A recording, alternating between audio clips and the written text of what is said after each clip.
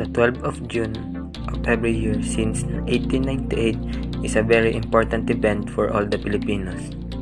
In this particular day, the entire Filipino nation as well as Filipino communities all over the world gathers to celebrate the Philippines Independence Day. 1898 came to be a very significant year for all of us. It is equally important as 1896, the year when the Philippine Revolution broke out, owing to the Filipinos' desire to be free from the abuses of the Spanish colonial regime. But we should be reminded that another year is as historic as the 1872.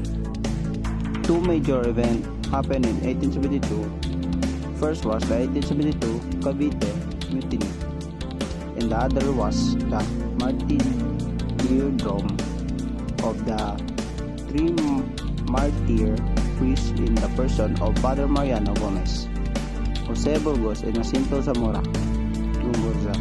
However, not all of us knew that there were different accounts in reference to the said event. All Filipino must know the different sides of the story, since this event led to another tragic yet meaningful part of our history, the execution of Gumburza, which in effect a major factor in the awakening of nationalism among the Filipinos. Jose Antonio Julian Montero y Vidal was born in the small mountain town of Gargal in the province of Almeria, Spain in 1851, and probably died during the first half of the 20th century. And he was interpreted that the mutiny was an attempt to overthrow the Spanish government in the Philippines. Meanwhile, Governor General Rafael Izquierdo's official report magnified the event and made use of it to implicate the native clergy, which was then active in the call for secularization. He insisted that the mutiny is stimulated and prepared by the native clergy. This and lawyers signal of objection against the injustice of the government's stance as not paying promises for tobacco crops, pay, tribute, and rendering of forced labor. Cavite Mutiny, January 20, 1872. Brief uprising of 200 Filipino troops and workers at the Cavite arsenal, which became the excuse for Spanish repression of the embryonic Philippine nationalist movement.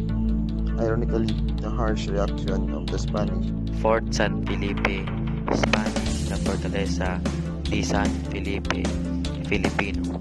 Pope ng San Felipe Neri is a military fortress in Cavite City, Philippines. It was constructed by the Spanish military in 1609 in the first port town of Cavite. The historic core of the present and larger Cavite City.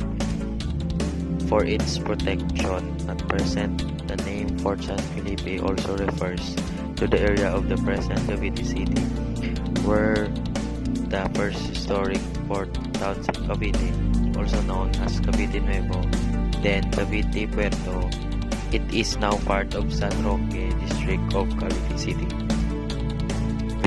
The mutiny was quickly crushed, but the Spanish regime, under the reactionary Governor Rafael Izquierdo, magnified the incident and used it as an excuse to clamp down on those Filipinos who had been calling for governmental reform.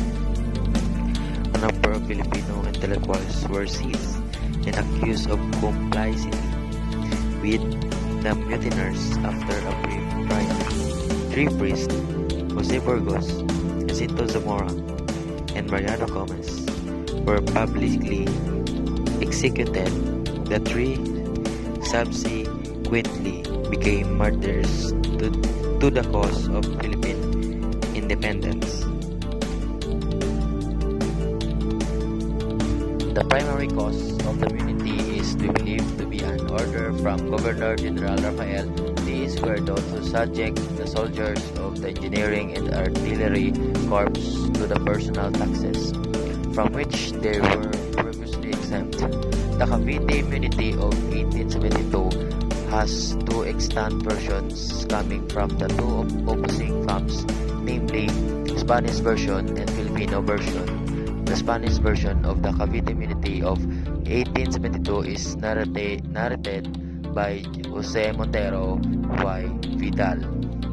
The Cavite Mutiny is an aim of natives to get rid of the Spanish government in the Philippines due to the removal of privilege enjoyed by the laborers of the Cavite arsenal, such as exemption from the tribute and forced labor.